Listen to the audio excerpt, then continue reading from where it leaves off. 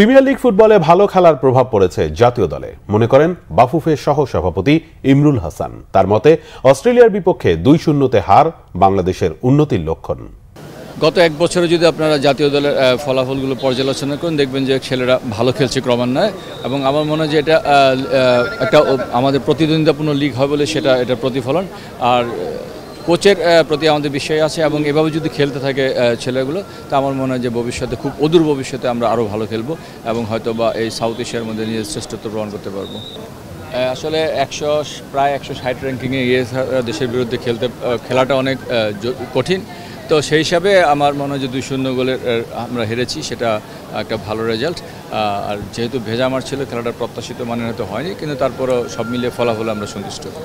সভাপতি যখন আপনি এত বড় একটা টিমের বিরুদ্ধে খেলতে যাবেন ডিফেন্সিভ মোডে, খেলাটা আমার মনে হয় যে পলিসিটা ভালো ছিল, না হলে হয়তো বা গোলের ব্যবধান আরও বাড়তো। তো আমার মনে হয় সব মিলে ছেলেরা চেষ্টা করেছে খেলাটাকে একটা সম্মানজনক ফলাফলের মধ্যে রাখার জন্য। সভাপতি যেহেতু কিংস এরিনায় এখন আন্তর্জাতিক খেলা হচ্ছে, তো বিভিন্ন যেহেতু অস্ট্রেলিয়া একটা এশিয়ার অন্যতম শক্তিশালী পরাশক্তি, তো এদের দেশে অনেক ইউরোপ বা আফ্রিকার বড় বড় ক্লাবগুলো খেলে থাকে, তো তারা এখানে এসে খেলে গিয়েছে। এটা আমি মনে করি যে কিংস এরিনার জন্য একটা প্রাপ্তি, এবং যারা এখানে খেলা দেখছে তাদের জন্য একটা বড় প্রাপ্তি।